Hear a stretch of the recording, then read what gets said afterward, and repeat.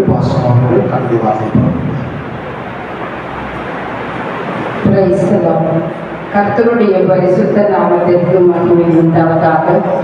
ஆண்டவராக இயேசு கிறிஸ்துவின் நாமத்தினாலே பரிசுத்த ஆராதனையிலே பங்கு பெற்றிருக்கிறதான ஒவ்வொரு தெய்வ பிள்ளைகளுக்கும் வாழ்த்துதலையும் ஸ்தோத்திரங்களையும் தெரிவித்துக் கொள்கிறேன். நாம் வாசித்திருக்கிறதான 141 சங்கீதம் 10 வசனங்கள் கொடுக்கப்பட்டிருக்கிறது.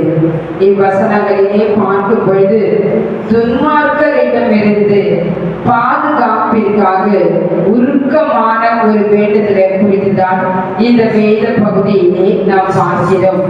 தாவீது தாங்கொன்னா துயரப்படுகையில் கர்த்தர் தம்முடைய கிருபையினாலே தன்னை விடுவிக்கும்படி கர்த்தரிடத்தில் விண்ணப்பங்களை ஏறெடுப்பதைதான் இந்த சங்கீத பகுதியினுடைய வாயிலாக நாம் பார்க்கிறோம்.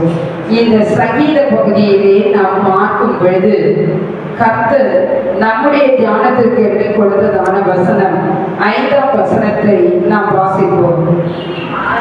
நீதிமான் என்னை தயவாய் கூட்டி என்னை கடிந்து கொள்ளட்டும், அது என் தலைக்கு எண்ணெயை போல இருக்கும், என் தலை அல்ல தட்டுவதில்லை, அவர்கள் இக்கட்டுகளில் நான் இன்னும் ஜெபம் பண்ணுவேன். ஹல்லேலூயா. கர்த்தர் இக்காலை வேளையிலே நம்மோடு கூட இடைப்படுகிறதான வார்த்தை இன்னமும் ஹல்லேலூயா ஹல்லேலூயா இன்னமும் ஜெபம் பண்ணுவேன். ஹல்லேலூயா. இதுவரை ஜெபம் பண்ணினேன், இப்பொழுது வரை நான் ஜெபம் பண்ணினேன். Still I pray. Hallelujah. தேவ பிள்ளைகள், until that time you are talking about and not finishing. Hallelujah. என்னுடைய கர்த்தரை நோக்கி நான் பேசிக் கொண்டிருப்பது, உறவாடி கொண்டிருப்பது ஒரு பொழுதும் ஒழிந்து போகாது. நாளுக்கு நாள் அது தொடர்ந்து கொண்டே இருக்கும். ஹல்லேலூயா. இன்னமும் நான் ஜெபிக்கிறேன், இன்னமும் நான் துதிக்கிறேன், இன்னமும் உம்மோடு இருக்கிறேன். ஹல்லேலூயா. அந்த இன்னமும் என்று சொல்லும் பொழுது அநேக சூழ்நிலைகளில் மாறுபட்டதான காரியங்களை தான் இந்த வேத பகுதியிலே நாம் பார்க்கிறோம். இந்த வேத பகுதியிலே பார்க்கும் பொழுது முதல் வசனத்திலே பார்க்கும் பொழுது கர்த்தாவே உம்மை நோக்கி கூப்பிடுகிறேன், என்னிடத்திற்கு வர தீவிரியும், நான் உம்மை நோக்கி கூப்பிடுகையில் என் சத்தத்திற்கு செவிகொடும். ஹல்லேலூயா. உம்மிடத்திற்கு வருவதற்கு தீவிரியும். ஹல்லேலூயா ஹல்லேலூயா. என்னிடத்திற்கு வருவதற்கு தீவிரியும் என்று பார்க்கிறோம். ஆண்டவரே சீக்கிரமா வாங்க, ஆண்டவரே சீக்கிரமா வாங்க. ஹல்லேலூயா. தீவிரமாய் வாரும், தீவிரித்து வாரும் என்று பார்க்கிறோம். நான் என்னுடைய சத்தத்திற்கு நீங்க செவி சாய்ங்க. ஏன் என்று பார்க்கும்போது என்னுடைய பிரச்சனை அத்தனையிலும் நான் உம்மோடு கூட இருக்கிறேன். ஹல்லேலூயா ஹல்லேலூயா ஹல்லேலூயா. துன்பப்படுத்துகிறவர்கள் சிங்கத்தை போல பிடித்துக் கொண்டு என்னை பீறி போட்டாலும் உம்மை நோக்கி நான் ஜெபிக்கிறேன். ஹல்லேலூயா ஹல்லேலூயா. தோழமையில் இருக்கிறவன் எனக்கு விரோதமாய் எழுப்பினதான வேளையிலும் என்னை பகைக்கும் பொழுது என் இருதயம் எனக்குள்ளே வியாகுலப்படுகிறது, பயமும் நடுக்கம் எனக்கு ஏற்படுகிறது, மரண நிகழ்வுகள் எல்லாம் என் மேல் விழுகிறது. நம்பிக்கையிலே பார்க்கும் பொழுது அது கஷ்டமாய் இருந்தாலும் பரலோகத்திலிருந்து கர்த்தர் எனக்காக ஒத்தாசை அனுப்புகிறார். ஹல்லேலூயா ஹல்லேலூயா. 3ஆம் சங்கீதத்தில் பார்க்கும் பொழுது தன்னுடைய சொந்த குமாரனே அவனுக்கு விரோதமாய் செயல்படுவதை பார்க்கிறோம். 34வது சங்கீதத்திலே நாம் பார்க்கும் பொழுது தன்னுடைய சிநேகிதர்கள் எனக்கு விரோதமாய் செயல்பட்ட காரியங்களை பார்க்கிறோம். ஹல்லேலூயா ஹல்லேலூயா. சவுல் ராஜா அநேக வேளைகளிலே துன்பப்படுகிறதான் துன்பப்பட துன்பப்படுத்துகிறதான காரியங்களை நாம் பார்த்து கொண்டே இருக்கிறோம். சீப்போரார்கள் வந்து தாவீது ஆக்கிலா மேட்டிலே ஒளிந்து கொண்டிருக்கிறான் என்பதை குறித்து சவுலுக்கு அறிவித்த போது நான் துன்பப்பட்டேன் என்று பார்க்கிறோம். ஹல்லேலூயா.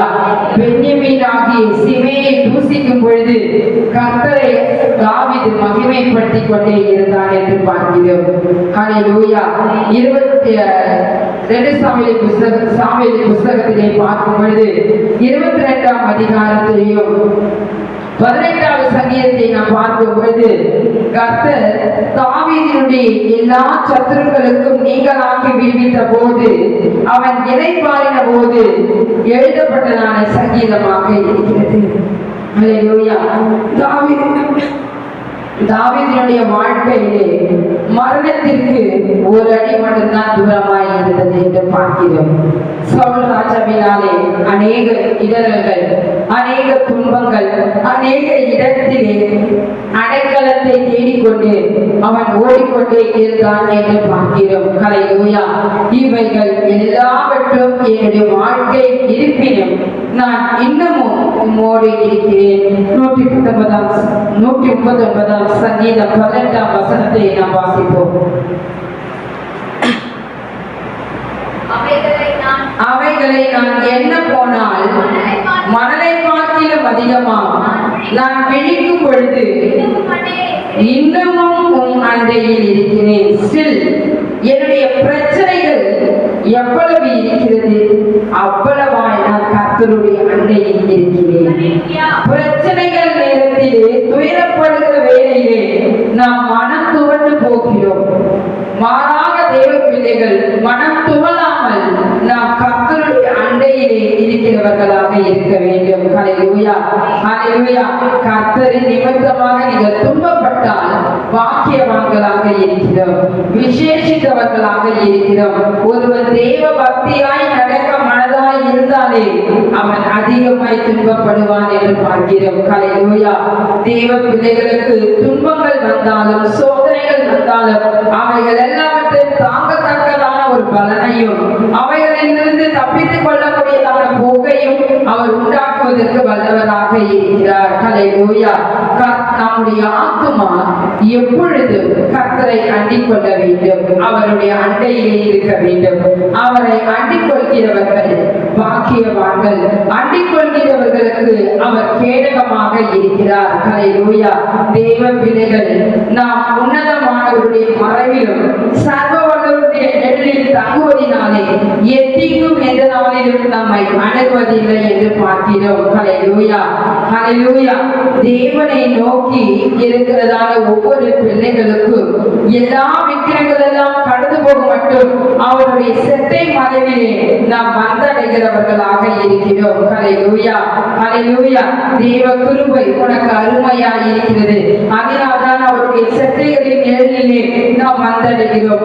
வருத்தப்பட்டு பாரம் சுமக்கிறவர்களே நீங்கள் எல்லாரும் என்னிடத்தில் வாருங்கள், நான் உங்களுக்கு இளைப்பாறுதல் தருகிறேன். ஹல்லேலூயா.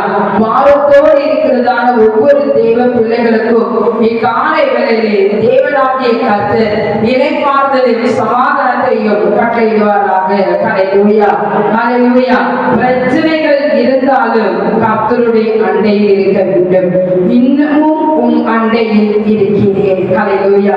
2வது காரியமாக சங்கீதங்களின் புஸ்தகத்திலே 42ஆம் சங்கீதம் 5ஆம் வசனத்தை வாசிப்போம். என் ஆத்துமாவே நீ ஏன் கலங்குகிறாய், ஏன் எனக்குள் தியங்குகிறாய்? தேவனை நோக்கி காத்திரு, அவர் சமூகத்தின் ரட்சிப்பின் நிமித்தம் நான் இன்னும் அவரை துதிப்பேன். ஹல்லேலூயா. ஹல்லேலூயா. இங்கு சங்கீதக்காரர் பார்க்கும் பொழுது கண்ணீரே உணவாய் இருக்கும் பொழுது அவனுடையதான கண்ணீரே ஒரு ராம் முழுவதும் அவனுடைய படுக்கையை ஈரமாக்கி கொண்டிருக்கிறான், கட்டிலை நினைத்துக் கொண்டிருக்கிறான். ஹல்லேலூயா. ராம் முழுவதும் அவன் அழுது கொண்டிருக்கும் பொழுது தன்னுடைய ஆத்துமாவை பார்த்து சொல்லுகிறார், ஏன் தேங்குகிறாய், ஏன் கலங்குகிறாய்? கர்த்தரை நோக்கி காத்திரு, அவருடைய சமூகத்தின் ரட்சிப்பிற்காக அவர் உனக்கு தருகிற அந்த விடுதலைக்காகவே ஆகவே இன்னும் நீ அவரை துதித்துக் கொண்டே இரு. தியங்குகிறவர்களை பார்த்தும் கலங்குகிறவர்களை பார்த்தும் கர்த்தர் சொல்லுகிறார், இன்னமும் துதிங்கள். ஹல்லேலூயா. இன்னும் நாம் கர்த்தரை துதிக்கும் பொழுது கர்த்தர் நமக்கு விடுதலை தருகிற தேவனாக இருக்கிறார். ஹல்லேலூயா, ஹல்லேலூயா.